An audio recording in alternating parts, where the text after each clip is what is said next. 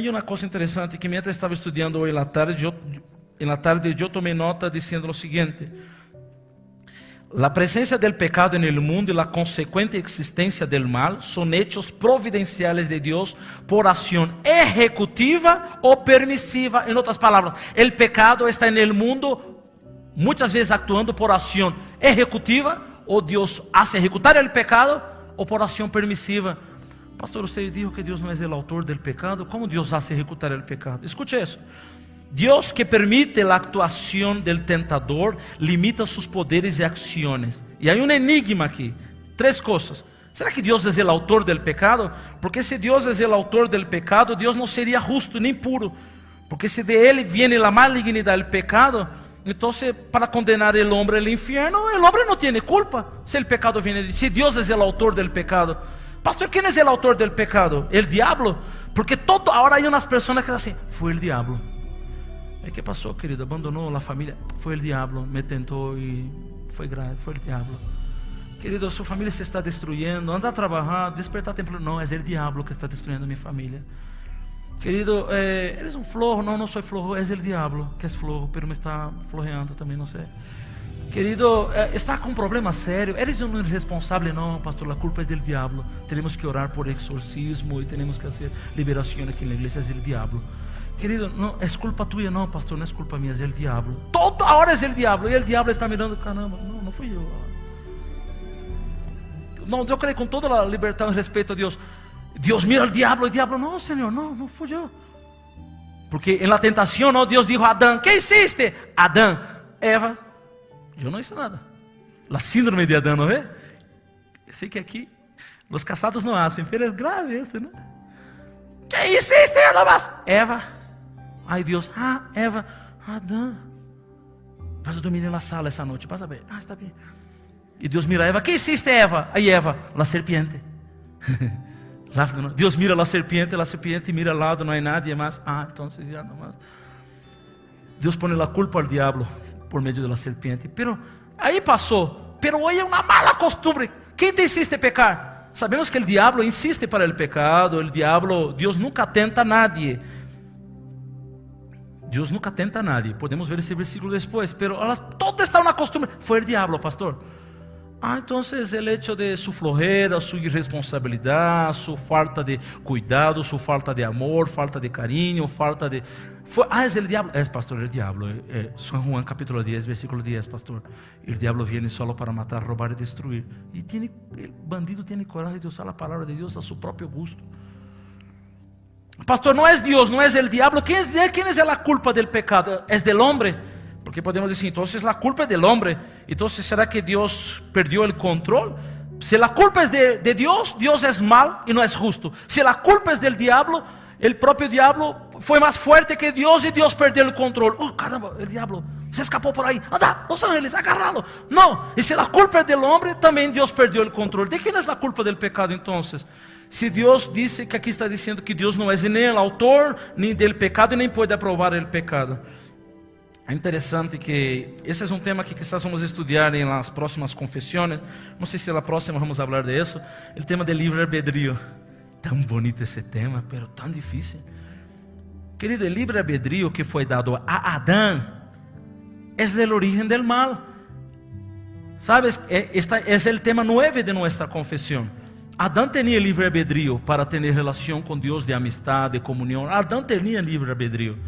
E o origen del mal está no uso indebido de la libertad. Livre-albedrío, aqui que estamos dizendo de Adão, é a liberdade que Adão tinha. Escute, é como, por exemplo, você vai sacar uma licença de conduzir. Você saca uma licença de conduzir, o trânsito te dá uma licença de conduzir, pero você maneja como um demônio. Las viejitas, los perros ya se escapan, usted maneja como un demonio. Y el tránsito te dio hace 6 meses su licencia y usted maneja como un demonio, como Velozes y Furiosos. Yo miré la película, pastor, 3 veces. Quiero manejar así como ese peladito, así nomás ahí que está ahí. Ya nomás quiero manejar, una locura. E infelizmente usted atropella a alguien y mata. Y usted dice, la culpa es del tránsito que me dio esa licencia. Parece broma, ¿no? ¿De quién es la culpa? Aquí, déjame agarrar una licencia aquí. E o juez pergunta: ¿qué passou? ¿Por que manejaste tão mal? A culpa é do trânsito. Não devia me dar essa licença. Licença não para conduzir, licença para matar. Parece loucura, não é? Não se olvidando que o mesmo trânsito emite leis dizendo como devemos manejar. Controle de velocidade, respeitar o semáforo rojo. Ai, que lindo esse color. Rojo deve ser para passar. O trânsito emite leis. O mesmo trânsito que deu a licença, te deu a liberdade de conduzir, te deu leis dizendo: assim conduzca, assim maneje. Se não manejas dessa, por isso há a escola. E por isso está mal comprar licença. A parte de ser pecado, vai fregar sua vida no futuro. Que há umas pessoas que se vê claro que comprou licença, claro se vê. Não necessita nem ter revelação de Deus. Se vê claro que esse muchacho nunca foi à escola. Ou se foi à escola, usou uns bilhetes aí para adelantar seus exames. Porque há leis, queridos. Você vai estudar, as leis estão dizendo: maneje assim, cuidado, esse signo não serve para isso, cuidado aqui, cuidado ali. Depois que você mata alguém por sua liberdade de conduzir, você não pode culpar o trânsito. Lo mesmo é o livre-arbedrio. Adão, quando pecou, não podia mirar ao céu e dizer: Deus, tu eres culpável, porque o pecado entrou por Adão. Adão não podia mirar a Deus e dizer: Deus, tu eres culpável desse pecado. Tu pusiste esse árbol aí, eu não resisti, a culpa é tua. Quem mandou pôr esse árbol aí e me dar liberdade de elegir as coisas? A culpa é tua, Deus. E Adão não poderia culpar ao diabo dizendo: serpiente miserável, catare, a culpa é tua. Mira, minha esposa vai ter dolor de parto agora, por tu culpa. É uma llorona já. E agora com dolor de parto não vamos nem dormir na noite. A culpa é tua, diabo. Eu pequei por tu culpa. Adão não poderia ser isso. Da mesma maneira que quem tem licença e mata alguém porque manejou mal, não poderia culpar o trânsito. Adão não podia culpar a Deus e não podia culpar ao diabo. Aqui o que vamos ver no livre-arbedrio, que é o tema que vamos estudar, ojalá quizás no próximo domingo ou no seguinte, diz que Deus hizo todo perfeito. Deus não criou o pecado. Al final de cada criação, Deus criava a luna e viu que era perfeito. Deus criava o sol e viu que era perfeito. Deus criou todo perfeito, pero houve um pequeno problema, pequeno não, um grande problema. Mire Eclesiastés 7, 29. Deus criou todo perfeito e justo, pero mira que passou. Eclesiastés 7, 29. Mira, Eclesiastés 7, 29. Queridos, eu estou disfrutando a confissão de fé bautista. Eu estou disfrutando de aprender essas coisas tão hermosas. Eclesiastés 7, 29, que diz: he aquí, solamente esto he hallado, que Dios hizo el hombre recto, pero ellos buscaron muchas. ¿Qué está diciendo? Que como Dios hizo el hombre mal, hizo el hombre pecador. ¿Qué está diciendo ahí? ¿Qué está diciendo? ¿Cómo Dios hizo el hombre? ¿Y qué hizo el hombre después? ¿Quién buscó las perversiones? ¿Fue el diablo? ¿Fue Dios? El hombre, querido. Entonces, pastor, la culpa del pecado es del hombre. No, estamos hablando de libertad, estamos hablando de livre-arbedrio. Não falta los domingos, usted le vai gostar de estudar esse tema alguma vez. Vamos seguir aqui, um pouco mais. 5, Andrés, por favor.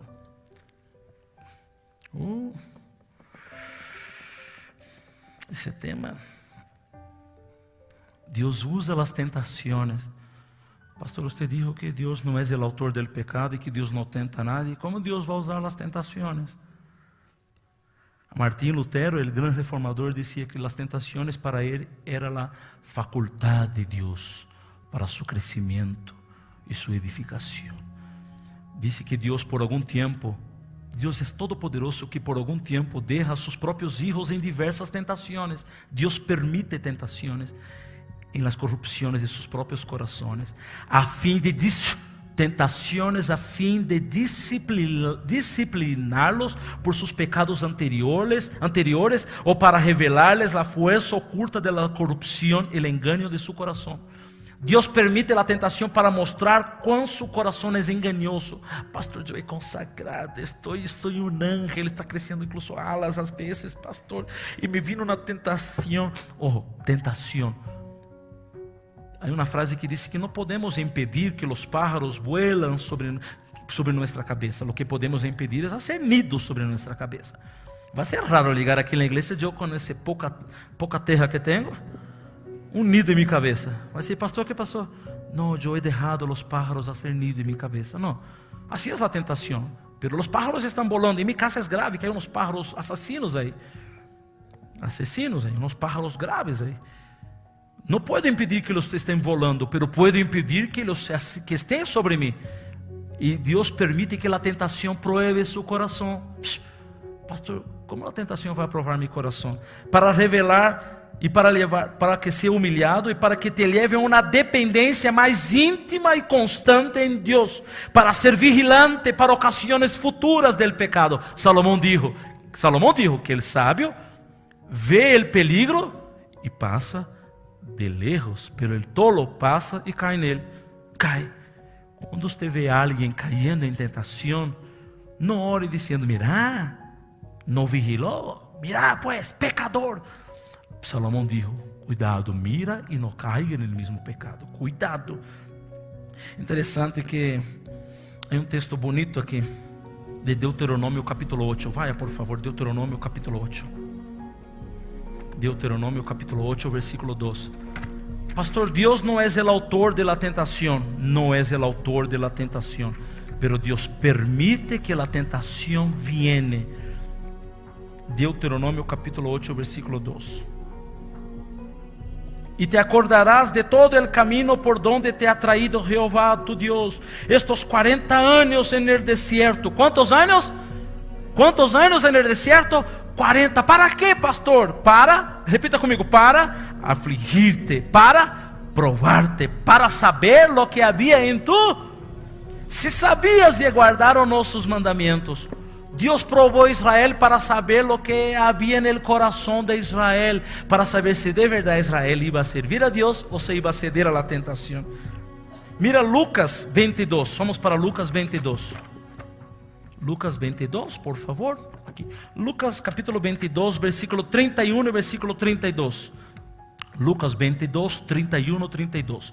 Dijo también el Señor: Simón, Simón, he aquí Satanás os ha pedido para zarandearlos como el trigo, pero yo he rogado por ti para que tu fe no falte, y tú, una vez vuelto, confirma a tus hermanos. Pastor, Satanás quería destruir Simón y Jesús cuidó de Simón. Sí, permitió la tentación, pero no destruyó Simón. Escuche, la tentación destruye a los impíos, pero fortalece al salvo. ¿Quién se acuerda de la oración de Jesucristo, la oración del Padre Nuestro, que dice, no nos deje caer en... Pastor, no nos deje caer en tentación, ¿qué significa? Que nunca vai pasar por tentación. No, el propio Jesús fue tentado. No significa que usted nunca va a pasar por tentación. No nos deje caer en tentación significa no permitas nuestra caída mientras somos tentados. Cambió la cosa ahora.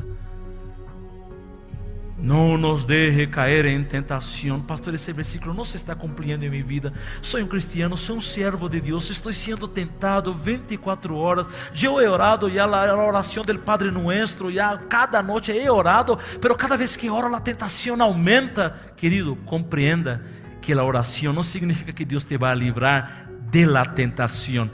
Dios te va a librar en la tentación. Fue como Daniel. Dios no libró a Daniel de los leones, de la cueva.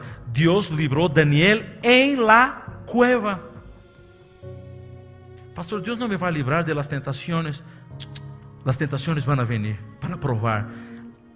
La confesión de fe dice que Dios permite que sus propios hijos sean tentados para probar lo que está en sus corazones. Dios te está probando, no para destruirte. Te está probando para darte escape, te salir más fortalecido allá. No permita Dios que nuestra caída mientras somos tentados debe ser nuestra oración. No es que estamos cambiando el Padre Nuestro, pero esa es la verdadera idea. Hubo un muchacho que se acercó a su mamá y la mamá estaba haciendo un bordado, pero justo en ese día la mamá había vuelto el bordado al revés. Estaba todo feo. hilos sueltos.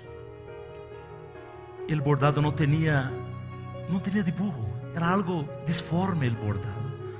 Y el muchacho había visto a su mamá trabajando en ese bordado hacía tantos años, tantos días. Y el muchacho miró y admirado dijo: pero mi mamá está trabajando en esa cosa tan fea, con los hilos sueltos. Porque às vezes quando se está sendo bordado, se queda unos hilos sueltos e al final a senhora se vai cortando a su lado contrário, se vai quedando lindo. E el muchacho mirou justo al revés. E el muchacho llamó a su mamá y dijo: mami, qué frustración de tu parte, ¿no ve, mami? ¿Por qué, hijito? Tanto tiempo trabajando en ese bordado y mira cómo está feo. Y la mamá entonces dijo: hijito, tranquilo, sentate. La mamá agarró el bordado, volvió al lado correcto el bordado y ahí había un lindo dibujo. No había hilos sueltos, no había nada disforme. El bordado a su lado natural, normal, era un lindo dibujo que la mamá había trabajado. El problema del muchacho fue que miró el bordado al revés. ¿Sabe cuál es nuestro gran problema, queridos? Quizás estamos pasando por situaciones justo ahora y no estamos viendo la belleza del arte que Dios está haciendo en nuestra vida. Estamos mirando la vida al revés. Quizás muchos de nosotros que estamos aquí en esta noche estamos pasando por grandes tentaciones y usted llega a dudar de su fe. Quizás estamos pasando por tan grandes problemas, hay hilos sueltos en su vida. Hay cosas que usted no está entendiendo. Usted mira el dibujo, está todo disforme, horrible. Y usted dice: ¿es eso que Dios está haciendo conmigo? Dios me está matando. Mira cómo está feo. Y Dios te llama, pero no ahora. No ahora. Quizás no entiendas ahora. Romanos 8, 28.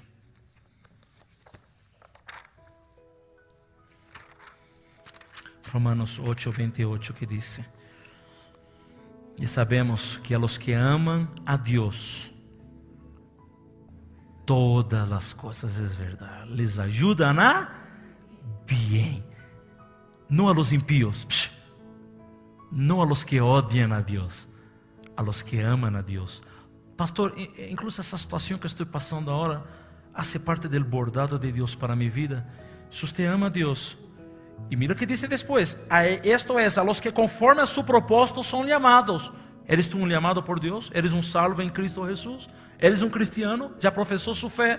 ¿Tiene sus pecados perdonados por la sangre de Cristo? Sí, pastor. Entonces todas las cosas que pasa contribuyen para su bien. Pastor, incluso mis tentaciones, pastor, incluso sus tentaciones. Dios permite la tentación para probar su corazón. Dios permite. Y va a llegar un día que vamos a llegar a un lugar maravilloso. Y Dios nos va a llamar en la eternidad y va a decir: hijo, sentate aquí. Dios, mi vida en la tierra fue una desgracia. Yo llegué al cielo por misericordia. Ni sé cómo llegué aquí, Dios. ¿Dónde es la puerta? Ni sé por dónde entré. No sé cómo llegué aquí al cielo. Y Dios: tranquilo, hijo, sentate. Y Dios va a agarrar su vida y va a mostrar, no el lado suelto de la cosa. Dios te va a mostrar todo el dibujo que preparó para usted, que fue algo que dijo Pablo en Romanos capítulo 12, versículo 2, para que experimentemos, para que descubramos la voluntad de Dios, que es buena, perfecta, agradable. Buena, agradable y perfecta.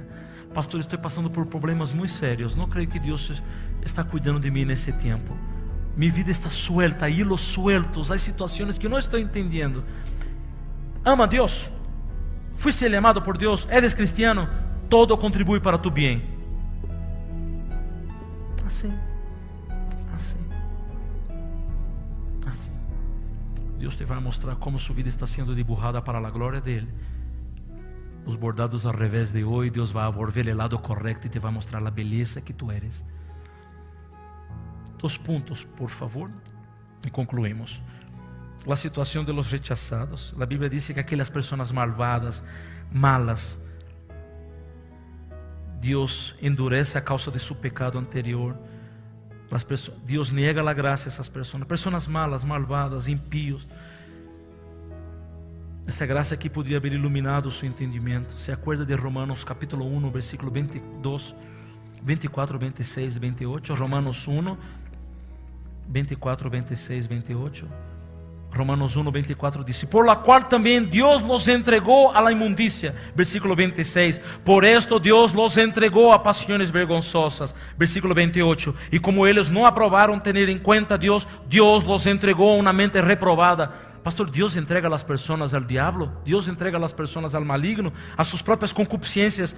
Dios entrega, quita sus dones, los deja expuestos a las cosas que su corrupción de su pecado entrega a esas personas al propio Satanás, entregues por sus propios consejos, sus deseos pecaminosos. Dios entrega a las personas malas. 2 Coríntios capítulo 2 versículo 15 y 16. 2 Coríntios capítulo 2 versículo 15 y 16. La confesión de fe dice que Dios endurece por los mismos medios que Dios emplea para ablandar a otros. Hay personas que usan el evangelio y cuando escucha el evangelio su corazón se ablanda y la persona viene a Cristo. Pero hay otros que mientras escucha el evangelio su odio aumenta por Dios. Lo que pasó con el fundador de los Testigos de Jehová fue eso, Charles Russell. Cuando escuchó hablar de la predestinación, Charles Russell, cuando empezó a escuchar de la seguridad de la salvación, él odió esa palabra y dijo: yo no acepto esa enseñanza de la iglesia presbiteriana, yo no acepto esa enseñanza. Charles Russell salió rebelde de la iglesia presbiteriana y algunos años después empezó el movimiento conocido hoy como los Testigos de Jehová, que es una aberración teológica. Un hombre que usted viene a la iglesia, escucha el evangelio de la predestinación, de la elección de Dios, de la seguridad de la salvación que vamos a estudiar. Usted su corazón se alegra. Dios, gracias por me haber salvado, gracias, soy tu hijo. Esa misma gracia que usted está escuchando y se alegra, otros escuchan y odian a Dios, odian el evangelio. Yo odio a Cristo, yo odio el mismo evangelio. Es piedra preciosa para uno y piedra de tropiezo para otros. Dios permite eso. 2 Coríntios 2, 15 y 16.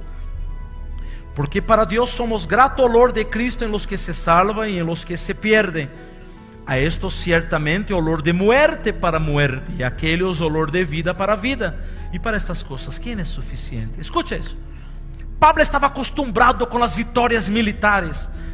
En el imperio romano había las deidades. Cuando el ejército romano vencía la guerra, había un desfile de dos grupos de personas. Entraba el general todopoderoso, romano, vencedor, poderoso, sobre un caballo lindo, y por detrás de él todos los soldados romanos maravillosos. Y había los sacerdotes paganos romanos, no eran cristianos, los sacerdotes romanos con sus incensarios ahí. Y ese olor para aquellos que vencieron la batalla, ese olor de incienso era olor de vida, era un olor de victoria. Hemos vencido la guerra.